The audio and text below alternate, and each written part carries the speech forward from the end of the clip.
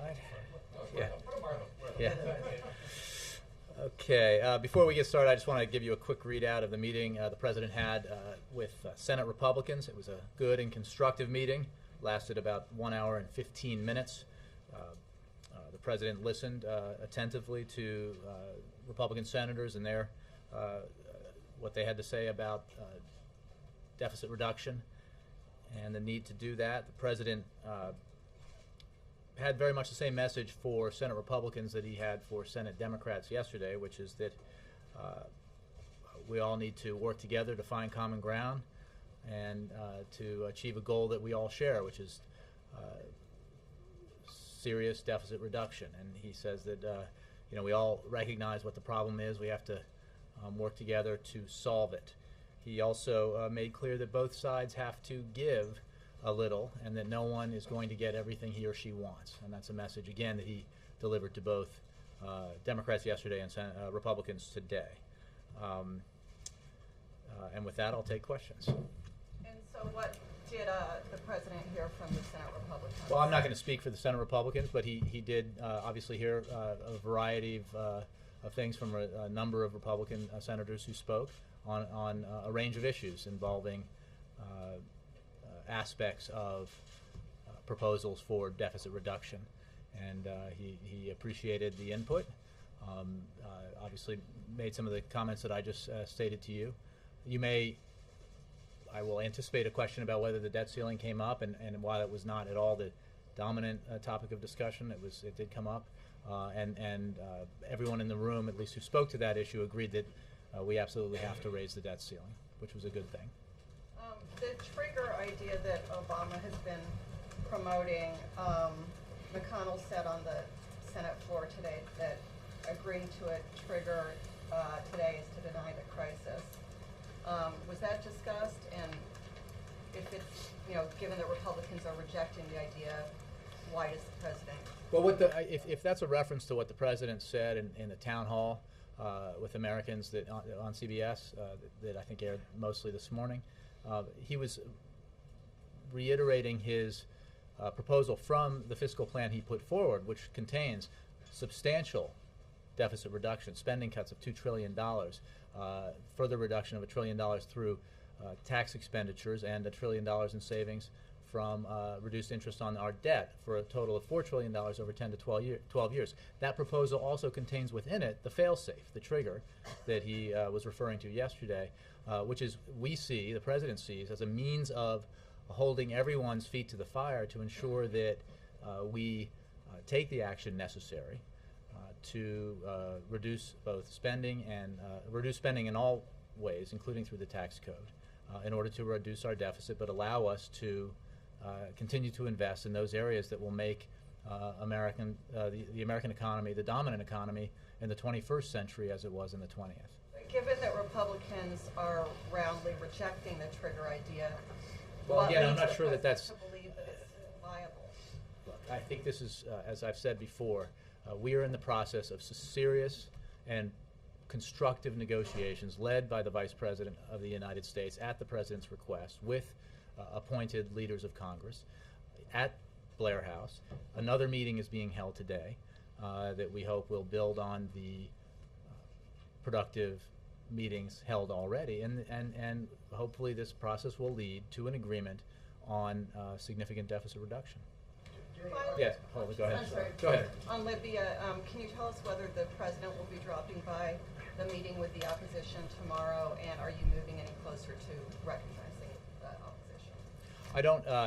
I don't have any information on whether or not there'll be additional guests at the meeting with the National Security Advisor. I think we think that the Council serves as and has served as a credible and legitimate interlocutor for the Libyan people and for the opposition, and we obviously we appreciate the statements that the TNC has made with regards to renouncing violence and Al-Qaeda and embracing democratic reforms, but I think recognizing, if the question is recognizing the TNC as the official government of Libya, I think that's premature.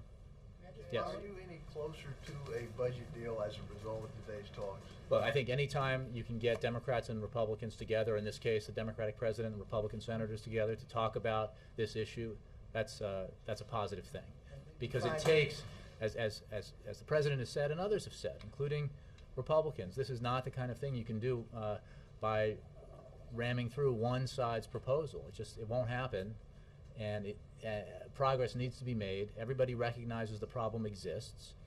There is broad consensus on a solution or a target for serious deficit reduction, $4 trillion.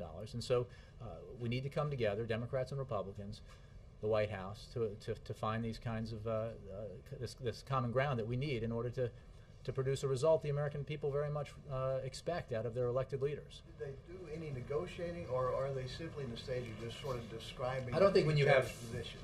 50-odd people in a room, you're going to get a lot of negotiating done. I think this was an exchange of ideas. The president obviously gave his views on issues, but he also made sure to spend a large portion of the meeting listening to Republicans because he wanted to hear what they had to say. And finally, what's driving the decision behind FBI Director Mueller? I think it is a testament to Director Mueller's remarkable service and commitment to this country that after a 10-year term, during one of the most difficult periods in this nation's history, and during the total reorientation of the FBI towards counterterrorism and the threats that emerged in the wake of 9/11, that he has been willing to serve for an additional 2 years. The president very much appreciates that and thinks that for continuity, it's a welcome development, and he looks forward to Congress, both House and Senate, approving this extension. Yes, Jay. The Libyan opposition is coming here tomorrow and they meet with the National Security Advisor, but not with President Obama. Is there a reason?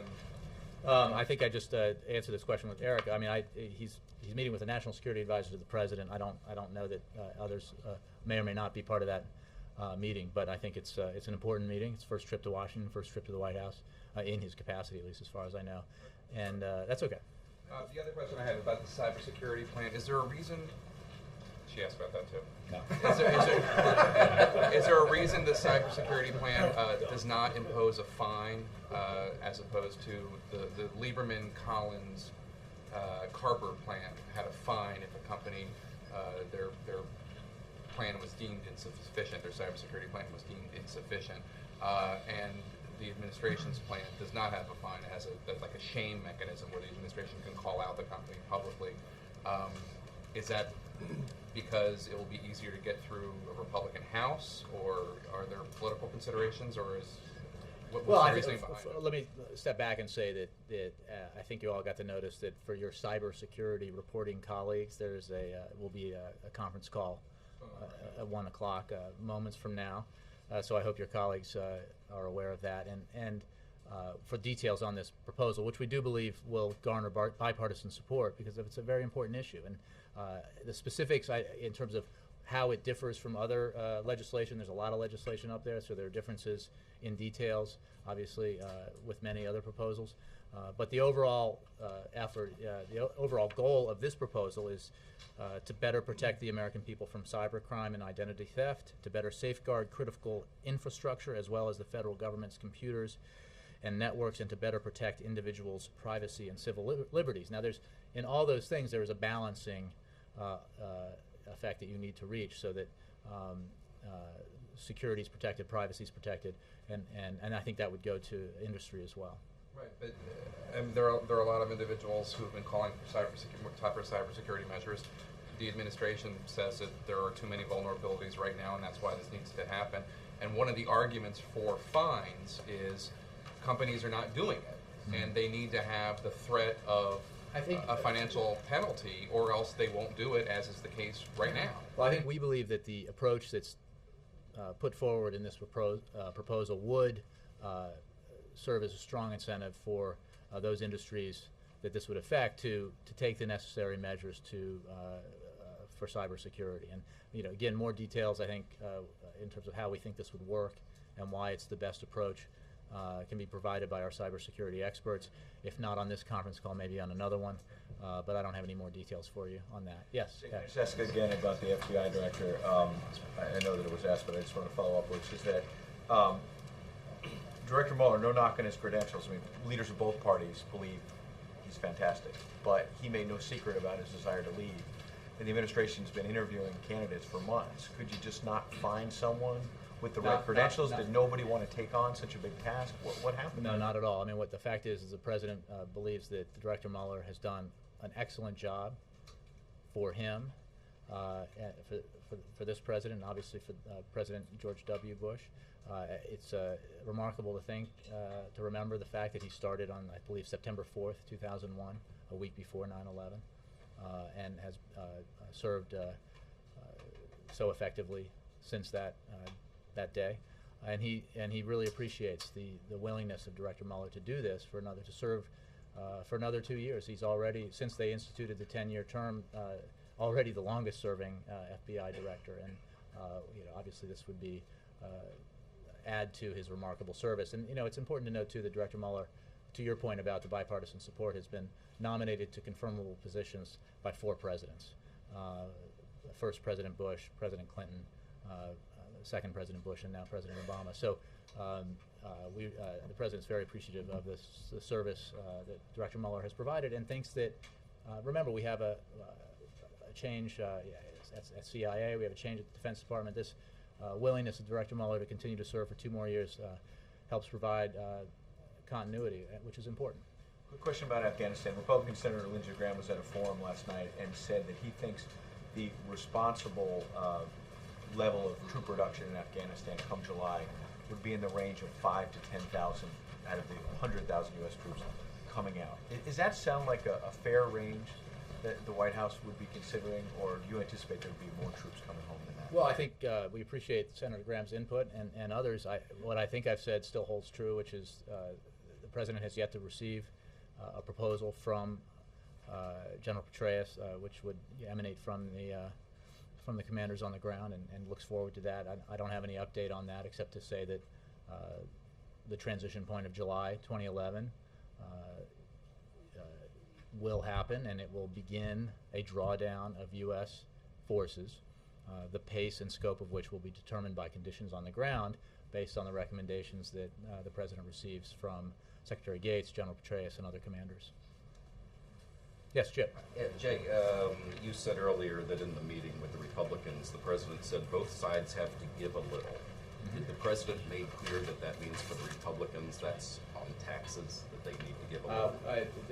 This was not a meeting to get into specifics, not to negotiate the details of an agreement, but I think the point that he is making is a broader one, which is that as we saw in the CR debate for fiscal year 2011, that bipartisan compromise has to come, can come, will come when each side is willing to take a sober, serious, constructive approach, and also be willing to move off of his or her starting position. So and saying that meeting was as vague as you're being, and the topic of the Republicans saying that taxes are off the table never even came up? I don't want to speak to what specifically what the Republicans said, and I think it's fair to assume. Did he bring up the topic of taxes in any way at all? He did bring up his belief that we need to tackle our overall long-term deficit and debt problem with a balanced approach, also a bipartisan approach, and that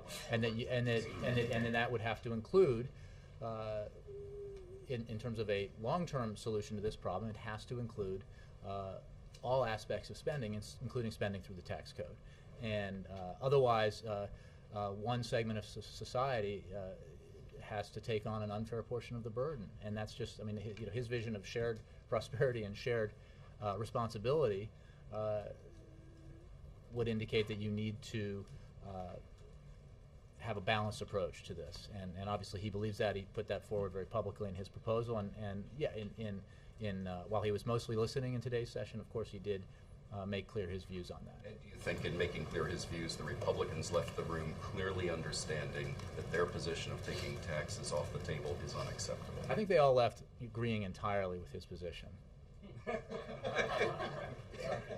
Again, I'm not going to speak for the Republicans, but I think it was a useful meeting, a productive meeting where views were exchanged, and again, the President appreciated the meeting and looks forward now in coming weeks to meet with the House side, both Democrats and Republicans. The meeting was more specific, not as vague as you're being. Well, correct. It was an hour and 15 minutes long, so there were more specifics that were put forward, principally by Republicans, because again, the President wanted to hear from them, and there were a number of Republicans in the room, so he didn't want to dominate the meeting by doing all the talking. On another topic, yesterday you said at one point you were asked about the Republican nominating process, and I'm sorry, I forget who asked the question, but somebody. It was me, Chip. It was the brilliant Mike Vicara, I believe, Thank who you. said, V-I-C. and you asked if the president, Mike asked if the president has expressed an opinion about why it's taking so long for Republicans to get into the race to run against him, and you said, quoting in part, "I have not heard him discuss in private even that process, so I don't have anything to add." Are you suggesting that the president, no, is that because you leave the room when No. the topic of politics comes up, or are you actually asking us to believe that the president has never mentioned that whole Republican nominating process going on? It just doesn't even occur to him I to didn't mention say that it. at all. I simply said, I have not had that discussion with him, and I think it was more specifically about the way that Mike phrased the question. I think, broadly speaking, that this is not a topic that's very much on his mind right now. He's obviously been busy with other things, and there will be a time for the campaign, and for him, by and large, it's not now. Obviously, his campaign has started, and he does have some of that on his calendar, but the overwhelming focus of his time right now is on his policy agenda, both national security and domestic, and that honestly is what we spend most of our time talking about. That and But this raising is a man who loves raising kids. politics. It's hard to imagine that he doesn't spend time back Again, there talking to David Plouffe and David Axelrod and people like that about the Republican nominating process. You were trying to suggest that he's just not even talking about it. Well, no, I certainly didn't mean to suggest that. I'm saying that I have not had any kind of sustained conversation with him about it, and I don't leave the room when politics comes up. Honestly, it just is not coming up, especially on the Republican side, very much. It's just not. I'm sure it will at some point, but it's not now. Would you let us know? A couple more Democrats, Senator McCaskill, Congressman Connolly, joined Independent Senator Joe Lieberman today in criticizing the draft order on procurement. The senator saying it risks injecting politics into the contracting process. How would you reassure them that it would not? Well, again, you're asking me to talk about a draft of an order that probably or may change, as all drafts tend to do. So I don't have anything more to add to the specifics of that. I would simply say that disclosure is a good thing, and I'm not sure when it became a bad word or a bad idea. Disclosure used to be something that Republicans supported very much, and I think that the American people support it a great deal. So specifics of this executive order I do not have for you, but I think that the principle of disclosure and transparency are very much at the heart of a notion that at the heart of a goal that has of a drive that has as its goal the direct opposite of what you're suggesting, which is that transparency and disclosure allow for everyone to look into a process and probably reduce the possibility of politics entering a process like that. And I'm just speaking again in broad terms and not specifically about any possible executive order.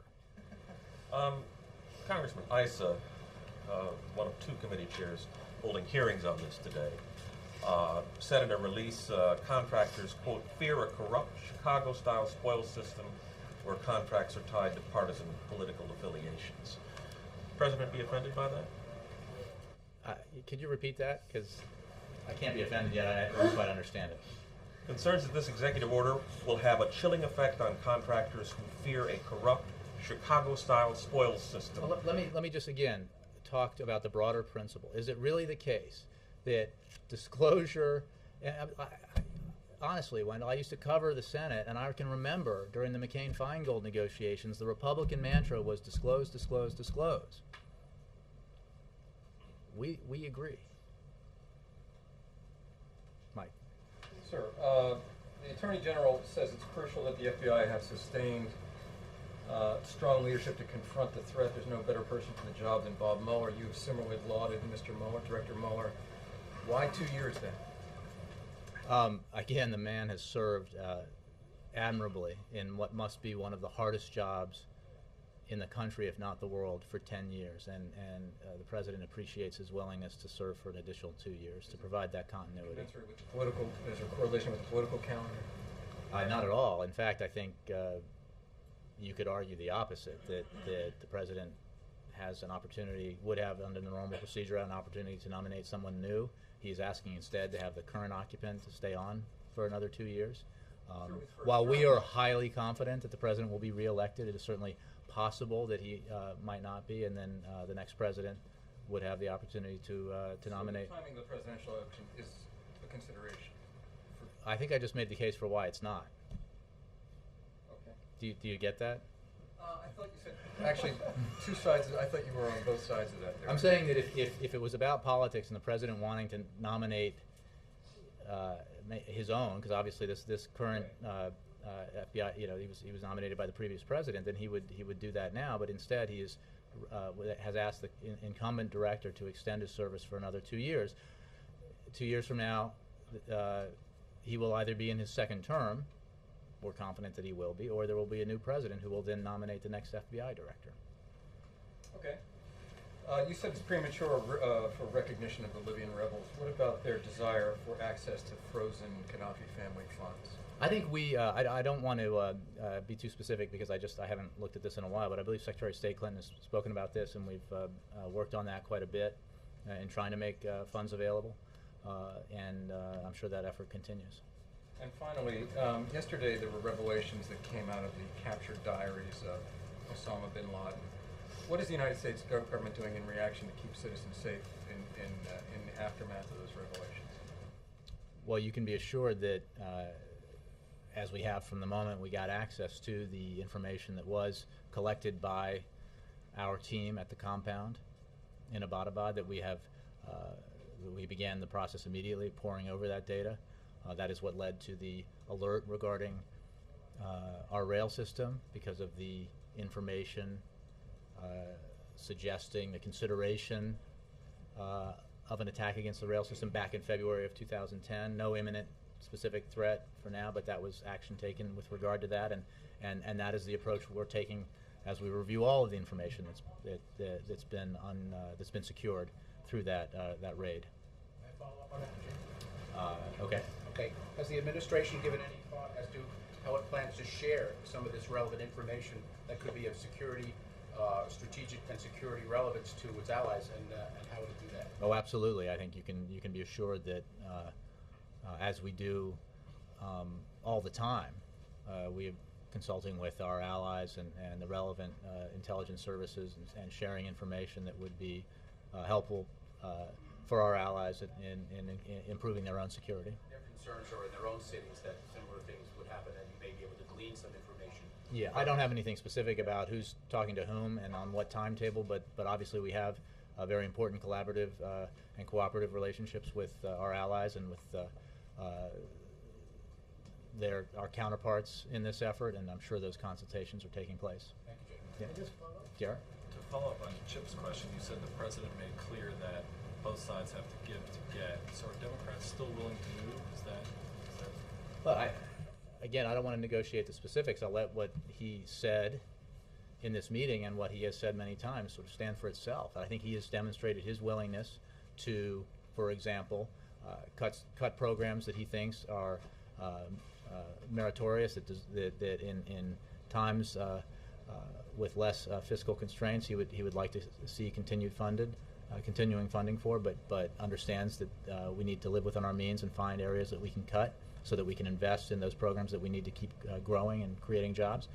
And I think that that's the approach he's taken. That this process is about making very hard choices in order to ensure that we continue on in this century on more solid economic ground and fiscal ground so that we can grow and compete. And so yes, the answer is his approach is an approach that has at its core the idea that you need to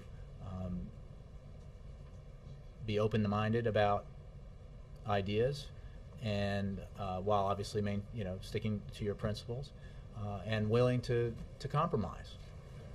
And then several days ago, Senator Robert Menendez said that if the government ends the oil tax subsidies, it should be used to lower the deficit, not for renewable energy funds, as the president has suggested. Would the White House support that, or? Well, what I would say about that is this is a very good first step. We think that, as the president has made clear, that there is an imperative here to deal with our long-term energy security, and that $4 billion a year that go to oil companies in the form of subsidies should not go to the oil companies, but should be used for clean to invest in clean energy because of our long-term energy security needs. The fact is, in this time of very high prices at the gasoline pump, it's more evident than ever that we need to have a strategy for the long term to deal with our energy consumption. However, it is also true that reducing the deficit and debt is a very important priority, and the president obviously shares that goal. And certainly that would be a better use of the money than continuing to provide billions and billions of dollars of taxpayer subsidies to energy and oil companies that are making record profits as we speak.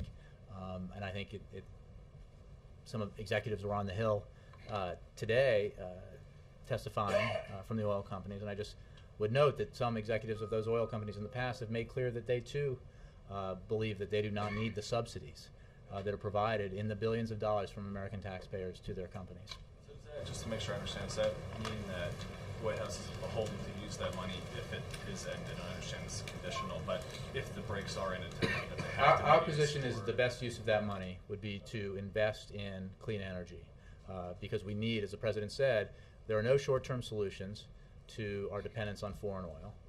There are no silver bullets here, but one of the things that has become abundantly clear as we go through these price shocks is that there's a mad rush to declare a 5-point plan to do something to bring down prices at the pump by politicians of both parties.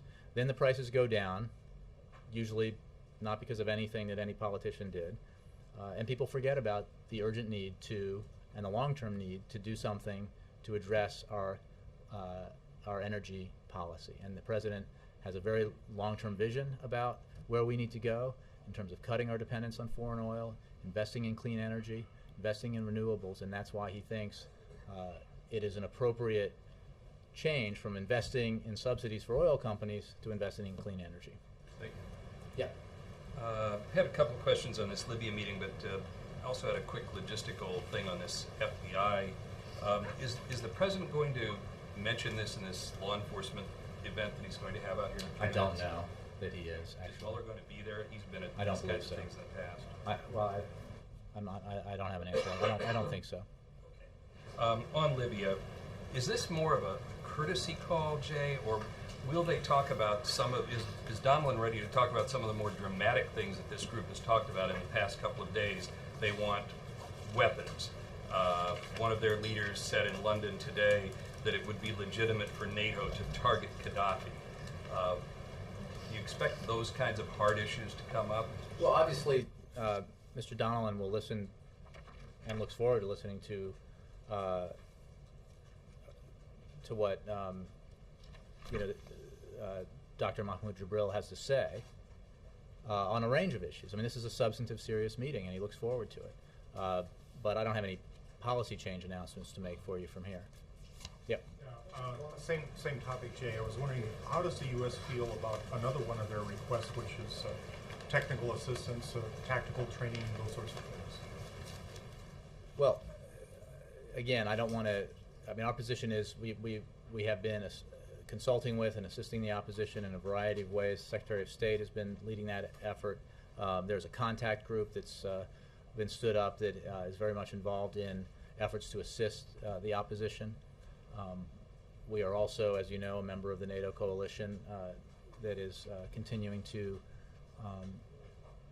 perform its duties under UN Security Council Resolution 1973, and we have instituted the sanctions and other measures that we've talked about before in terms of putting pressure on the Gaddafi regime. Specifics about other measures we may take in the future I don't have for you. I'm sure that could be discussed tomorrow in the meeting with Mr. Donnellan, but I don't have anything for you on that. On the asset freeze, is Congress involved in something like, what's the mechanism for release of that money, if it is to be released? I'll have to take that, I'm not sure. Jay, a question about the debt ceiling negotiations. You know, the president said both sides won't get 100% of what they want. At this point, is he clear about what the Republicans want? Well, I think the Republicans have made very clear what their starting position is, if you will, through the House Republican budget proposal, through some of the other ideas and proposals that have been put forward, speech by the Speaker of the House the other day, and that's all part of a process. There is also a negotiating process going on through these talks that the Vice President is overseeing, and the goal of that process is for each side to find common ground and to find an agreement for significant deficit reduction that all the parties to those talks can sign on to. Right, I get that that's the goal of the talks, but the Republicans have said different things, so that's why I'm asking, are you clear as to what, in these negotiations, what they want? Again, you've just made the point that sometimes some Republicans have said different things. The process through which we are hoping to reach an agreement is being conducted over at the Blair House by the Vice President. So we look forward to that process producing an agreement that we can sign on to. Okay, and a question about immigration. This morning at the prayer breakfast, he said, again, he said this before, I know there's some folks who wish I could just bypass Congress with an executive order. I can't. Does he mean he can't because he's been advised by his legal counsel that he doesn't have the authority, or that it would be a bad way to get immigration reform by issuing an executive order on deportations, for instance? My understanding is that it's the he literally doesn't have the to make sweeping changes in our immigration law. No, not to make sweeping changes, just to make changes in the narrow issue of the deportations for college-age kids that some of these people are asking for. I think I'll just leave it with what he said. The president supports comprehensive immigration reform. He thinks it needs to be done in a broad and bipartisan way. But when he says he can't, do you know whether he's been advised by his counsel that he doesn't I'll have to the take authority? that. Could you take that? Yeah. I would appreciate it. Yep. The president's speeches last few days have said that the advocates of immigration reform need to build a public campaign to get that passed. What is the president's vision of that? There were protests all over the country 4 years ago about immigration in 2007. Nothing happened. I mean, is the idea that people should call John Boehner's district and get his constituents to change their minds? It's not clear to me what is the pathway that people should take that the president's advocating. What is the steps they should take? Well, I think he mentioned in his speech the other day about going to the website, and there's a process there where you can get involved at that level. But I think, yes, pressuring Congress, speaking out, organizing in a way that elevates the issue, makes clear what the aspects of the issue are, and why we need comprehensive immigration reform, and hope that then is heard by members of Congress. I don't think it's done that the last 2 years. Do you think they haven't done that? Or Look, I think it seems to be they've been trying to do that. The nature of these questions is always that, why are you guys even bothering, because nothing can possibly get done? And it's just like, that's just not an attitude that we have, or that anybody who gets elected and sent to Washington should have. And the fact is, unlike some issues, this one has had bipartisan consensus or support behind it in the past. And for that reason, and many others, including the urgent need to do it, we believe that bipartisan consensus can be created again. And that's why he's launched this effort again to try to get this done. Jackie? For one following on that, you sort of bristled the other day when you were asked about. Don't bristle. When you were asked why he hadn't Said tried right to on do this transcript. in his first 2 years, when Democrats controlled Congress.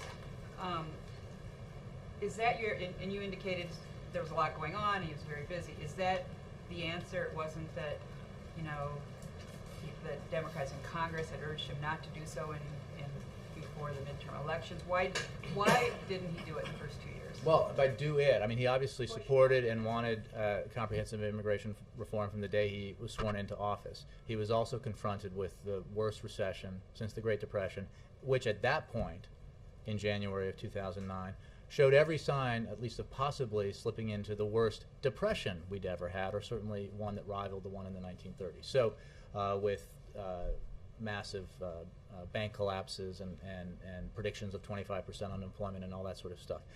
That crisis certainly became the principal focus of his efforts in those in 2009 and those early months. But he has been committed to this from the beginning, and in fact, obviously, one aspect of it, the DREAM Act, he was had hoped very much that as in the waning days of that last Congress, not only would it get a majority vote in the House and a majority vote in the Senate, which it did, but that it would not be blocked and that it would come to his desk for his signature. And he was obviously disappointed that didn't happen. He is hopeful that it will be voted on again and that he'll have the opportunity to sign it in this Congress. He also did, spent a lot of time on health care reform, of course, so that was a higher priority, safe to say, than immigration overhaul. Well, yeah, you can. I'll let you guys rank the priorities. I mean, there are a lot of urgent priorities, and healthcare was one of them. The crisis in the economy was paramount.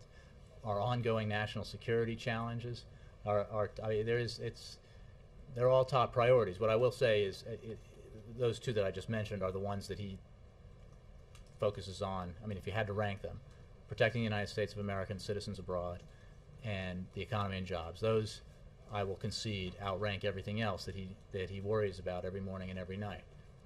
But immigration reform is a priority.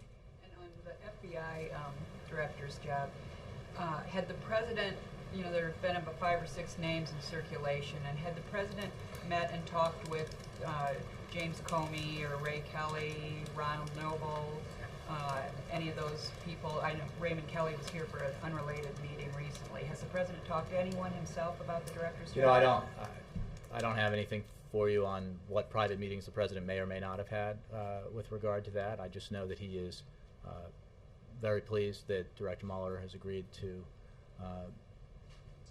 serve another 2 years on top of his considerable service so far. Did it take much persuading? You'll have to ask him. And Jay, when on healthcare, what does the president think today when he hears Governor Romney say that if he were elected on his first day as president, Governor Romney would issue an executive order that would launch waivers for all 50 states to allow them out of the Affordable Care Act?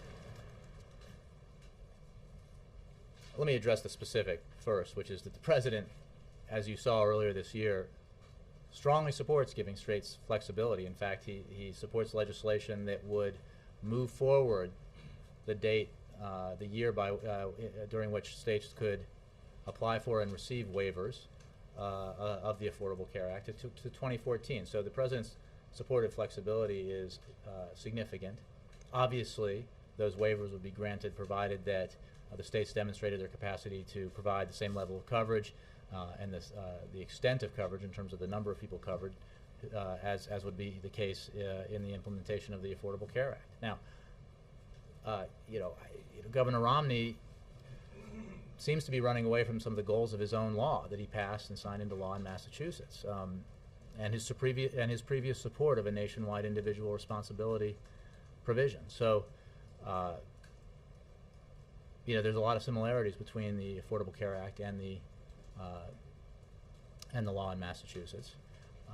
And we are focused now on implementing the Affordable Care Act and delivering the benefits of reform to the American people.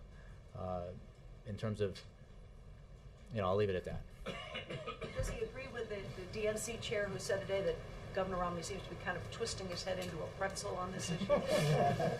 I didn't hear that, so I don't. It's good line. I don't have a comment. Yes, Bob. Two questions, thank you. One, when President spoke with the Prime Minister of India this week, did he brief as far as Osama bin Laden's death and also 514 companies which President Dash in Mumbai are asking what is going between US and India as far as trade and economic relations are concerned to create jobs in this country? Well, I think the President has a robust trade agenda, as you know, because he believes that with the right approach, it creates high-paying, sustainable jobs in the United States and adds to our overall economic growth. I don't have anything specifically new for you on U.S.-Indian trade. And in terms of the content of the conversation, I don't have anything for you on that. Second, as far as raid on Osama is concerned in Pakistan, I've been speaking with many Pakistanis in the area here. What they're telling me is that Pakistanis, majority of Pakistan salute President, but the action he took. But second, what they are saying is that they were misled by their own government, so was misled the United States. What they're asking now, that President Obama should take action against General Kiani and General Musharraf because they both knew at that time General Kiani was the ISI chief. Well, I think you're enunciating a position and not actually asking a question. So I think I've stated the importance of maintaining our cooperative relationship with Pakistan precisely because it's in U.S. national security interests. Let me go. Yes, April. Jay, on the CBC meeting with the President today, this administration is touting 14 consecutive months of job growth in the private sector. And then you have African American leaders to include Mary Frances Berry and Reverend Al Sharpton, who are saying who's getting those jobs because data shows African Americans are not getting those jobs when the African American unemployment rate is right now 16.1% and the black teen unemployment rate is 44%. Mm-hmm. So who's getting those jobs? Well, look, I think that the unemployment remains unacceptably high for everyone. It is the numbers you cite are also unacceptable to this president, as they should be to any president. And his economic policies are very much geared toward economic growth and job creation for all Americans. And he is aware of the persistent high unemployment among the African American community and some other communities, and it is of great concern to him. I'm sure this will be a topic of discussion in the meeting. So what is he prepared to go into? I mean, with these numbers, these very high numbers, what tangible is he prepared to go into this meeting with? Because that's one of their primary concerns. Because one of their concerns when they met with Daley last week. So what is he willing to do tangibly? I think I could go through with you the president's economic agenda, and I think that the goal here is to create jobs, grow the economy, bring down the unemployment rate for everyone. And I'm sure that's what he will discuss with members and lawmakers when he has this meeting. And I'm sure he will look forward. I know he looks forward to hearing if there are any specific proposals that they have for addressing the specific problems that you cite. So nothing new from him, but they. Yeah, I don't want to preempt his conversation, but he obviously has a substantial economic agenda. Yes, Dave. Are we making direct contacts with the Syrians about what's going on over there, or is our ambassador or somebody else talking directly to Syrian Well, officials? obviously we have an ambassador there, and one of the reasons to have one is because of the capacity to communicate directly with the Syrian government, but I don't have anything specific for you on that. Yes, Laura.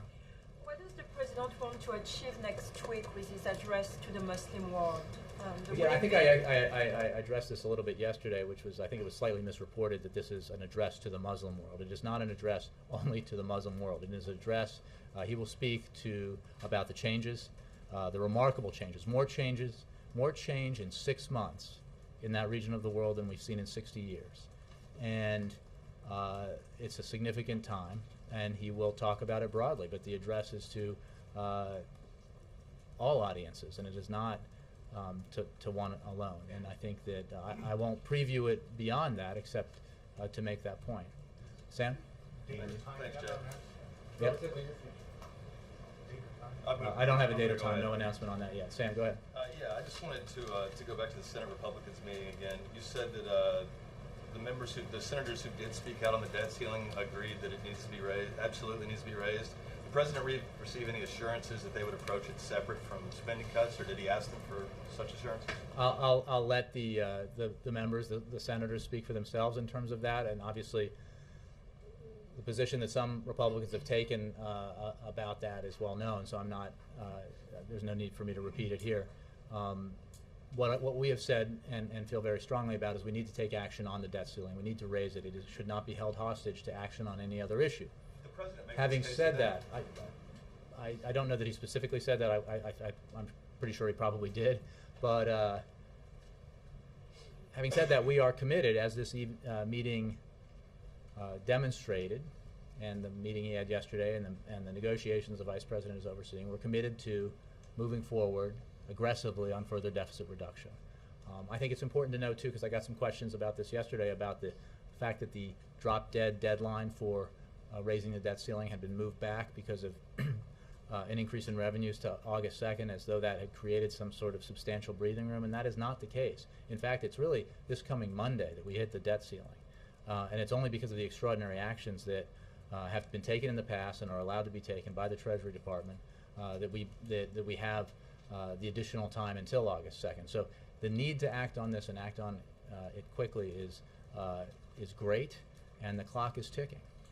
One on Director Mueller. Senator Grassley says, obviously the director's resume is exemplary, but he's concerned about the precedent of extending the 10-year term. Is the White House going to do anything to sort of assuage those concerns? Well, I think we'll obviously make the case that this is a unique circumstance where service for an additional 2 years, he has broad bipartisan support. There is, if not specifically with this office, but there is precedent for extending term-limited appointments on other offices, so that there is precedent here. This is not an unprecedented move, and again, we hope and expect he'll be broadly supported by both the House and the Senate. I'll end with Bill. Yeah, Bruno, sorry, I want to get you. Yeah. Just one last question on the Arab Spring. You said that the president says that there's been unprecedented change over the past 6 months, but clearly over the past 6 weeks or days that has not been the case. Syria, Yemen,